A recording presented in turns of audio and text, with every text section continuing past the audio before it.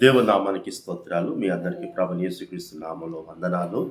ఈ భూమి మీద మరి ఒక సాతాను పనులు ఎంత బలంగా జరుగుతాయి అనేది మనము కొద్ది మాటల ద్వారా మనం ధ్యానం చేసుకుందాము. సాతాను పనులు ఈ భూమి మీద జరుగుతున్నప్పుడు దేవుడు మనకు ఎట్లా తోడుగా ఉండి సహాయం చేస్తాడు అనే విషయాన్ని మనము ధ్యానం చేసుకుందాం.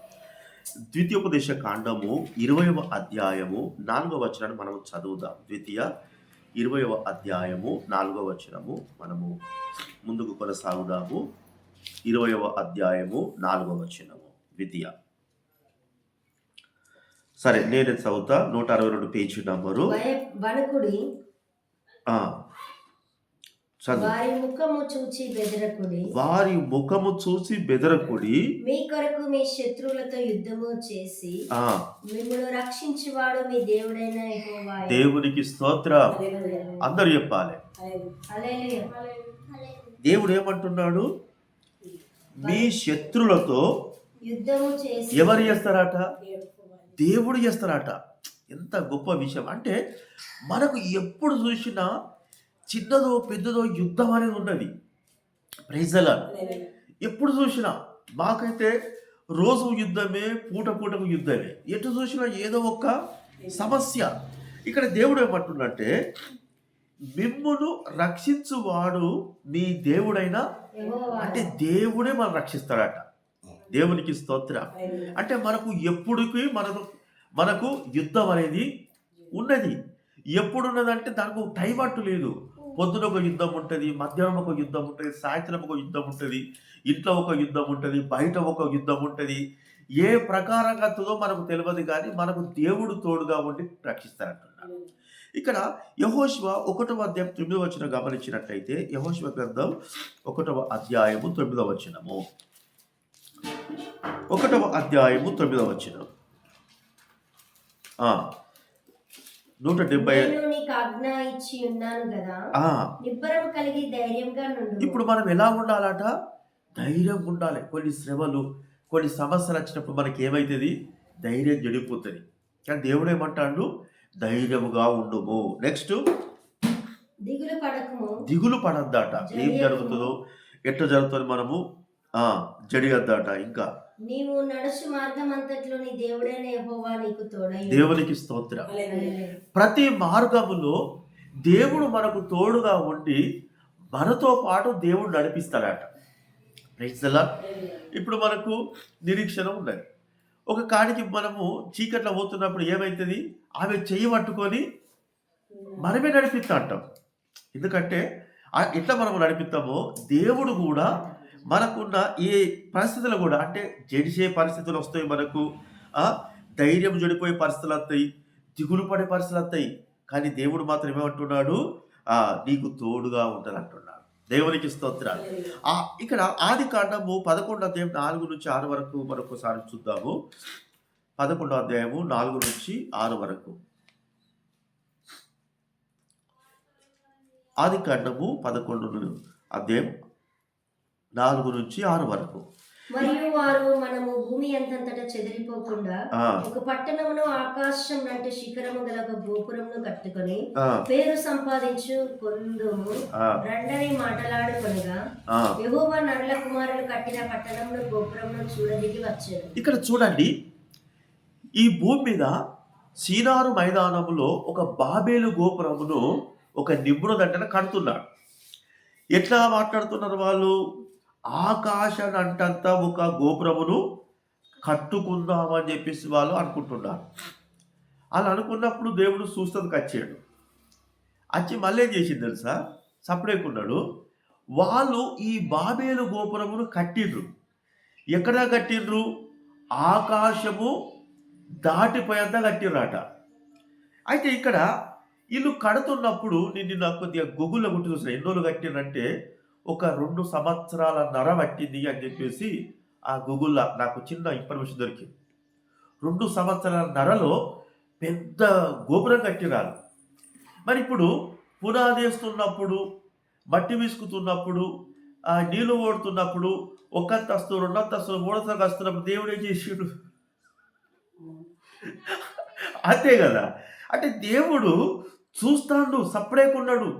ఎప్పుడైతే మొత్తము కట్టబడ్డదో అప్పుడు మొత్తం లేకుండా కూలగొట్టిండు. దేవునికి స్తోత్ర. హల్లెలూయా. అంటే దేవుని ఉద్దేశం ఏంటంటే ఈ కొన్ని వస్తున్నప్పుడు చూస్తూ సప్పుడేకి ఎందుకు ఉండడం మనకు కూడా అనిపిస్తుంది. చూస్తూ సప్పుడేకని ఉంటాడు కానీ దాన్ని మొత్తం ఒకేసారి తీసేయడానికి దేవుడు ఆలస్యం చేసాడు. Praise the lord. ఇది చాలా మందికి అర్థం కావచ్చు, కాకపోవచ్చు. మనకు కూడా కొన్ని సందర్భాలు అనిపిస్తుంది, దేవుడు గిట్టేది చేస్తాడు, ఈ తీసేస్తే అయిపో కదా. పునాది వేసినప్పుడే సపరేక. ఇప్పుడు వాళ్ళు మన పట్టణం కడదామని చెప్పేసి ఒకరితో అనుకున్నప్పుడే దేవుడు వచ్చాడు కదా, చూసిండు. మరి సపరేక ఎందుకున్నాడు? వాళ్ళు కట్టకుండా రాళ్ళను మాయం చేసుడు, మట్టిని మాయం చేస్తే అయిపో కదా. Praise the lord.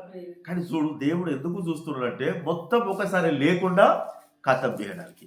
అట్లా ఇప్పుడు మనకు కూడా ఈ 10వ అధ్యాయము 9వ వచనం చూద్దాము. అది ఆదికాండం 10వ అధ్యాయం 9వ వచనం.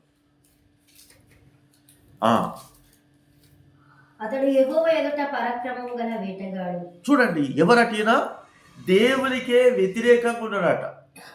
ఇప్పుడు దేవుని నమ్ముకున్న మనకు వ్యతిరేకులు ఉండరా? Praise the lord. వీడు ఎవరికి వ్యతిరేకట? దేవునికే వ్యతిరేకట. ఎలాంటి వేటాట తెలుసా? పరాక్రమం గల వేటగాడు. అంటే చాలా బలం ఉంటుంది, చాలా శక్తి ఉంటుంది, చాలా జ్ఞానం ఉంటుంది కనుక అంత పెద్ద పట్టణం కట్టగలిగిండు ఆయన.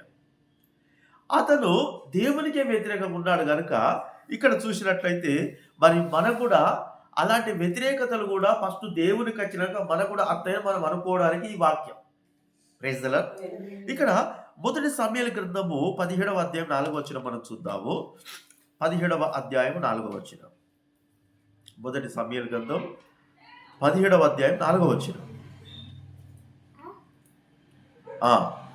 ఏమన్నా, గాతు వాడైన గొలియాతు అను శూరుడొకడు ఫిలిస్తీన్ల దండులో నుండి బయలుదేరుచుండడు. అతడు 6 ముళ్ళ జానడు ఎత్తు మనిషి. ఇక్కడ ఒక ఫిలిస్తీయుడు ఉన్నాడు. ఈడు ఎలా ఉన్నాడు? అక్కడ పరాక్రమం గల వేటగాడుగా ఉన్నాడు. ఇక్కడ ఈడు కూడా 6 ముళ్ళ జాన. అంటే ఎప్పుడు దేవుని బిడ్డలకు పెద్ద పెద్దయే వ్యతిరేకత అంటాయని నేను అర్థం. Praise the lord. ఎవరు చెప్తలేరు ప్రైజ్ ది లార్డ్. హల్లెలూయా. ఏం చెప్పాలి ఇప్పుడు మనము?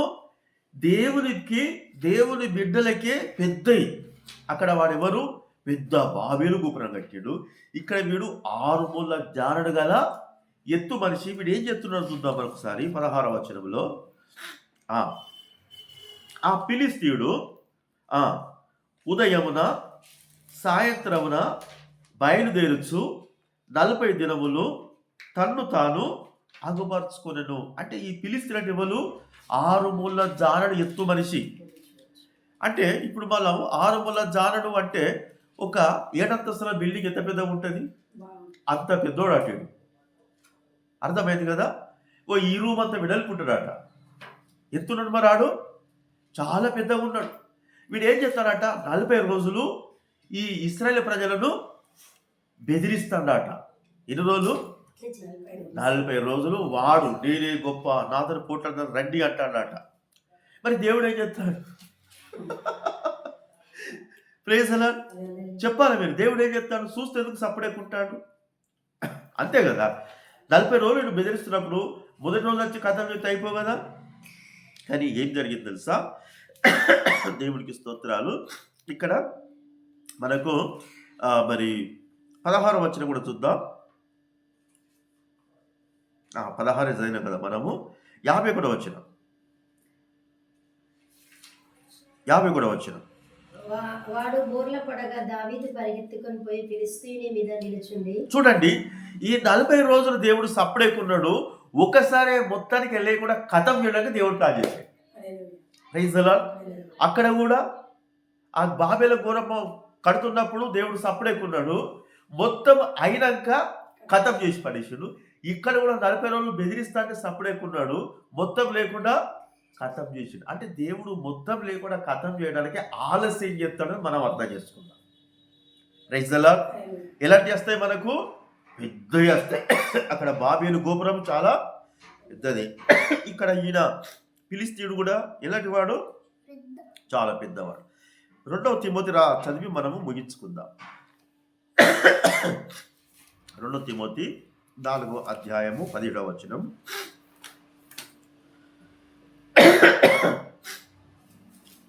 190 పేజీ నంబర్.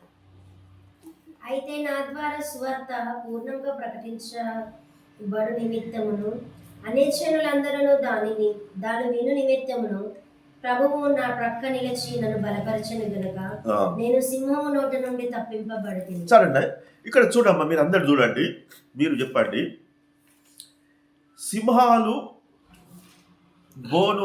సింహాల నుంచి సింహాల దగ్గరికి చావుదాకా వేరే వ్యక్తులు ఎవరు?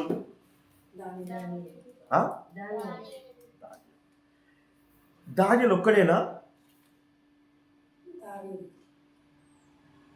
దానియేలు ఒక్కడేనా? ఇక్కడ ఇప్పుడు అదే ఈ వాక్యం చదువుతున్నా. ప్రభువు నా పక్కన నిలిచి నన్ను బలపరచను గనుక నేను ఏమైంది? సింహము నోట నుండి తప్పింపబడింది. పౌలు భక్తుని కూడా సింహాలకేసిర్రాట. ఒక దానియేలు కాదు, పౌలును కూడా సింహాలకెత్తే దేవుడు ఆ పౌలు పక్కన నిలబడి సింహం నోట్ల పడకుండా చూసిండట. అంటే చూడు, దేవుని బిడ్డలకి ఎట్లా వస్తాయి సమస్యలు. ఎప్పుడు చూసినా పెద్దవి వస్తా ఉంటాయి, ప్రాణాపాయం వస్తా ఉంటాయి, భయపెట్టేటి వస్తా ఉంటాయి. ఫస్ట్ ఏమో పెద్దది వచ్చేది, రెండోదేమో బెదిరింపులు భయపెట్టడం వస్తా ఉంటాయి, మూడేమో ప్రాణాపాయం వస్తా ఉంటాయి. కానీ ఇవన్నిట్లో కూడా దేవుడు కాపాడుకుంటూ వస్తున్నాడు. దేవుడు ఏమంటా, నేను నీకు తోడుగా ఉన్నాను, నేను నీకు సహాయం చేస్తానంట. కనుక ఇంకొద్ది మాటలు ప్రభు మన వెనుకలో దీవించునుగాక. ఆమె ప్రార్థన చేసుకుందాం అందరము మోకరించి.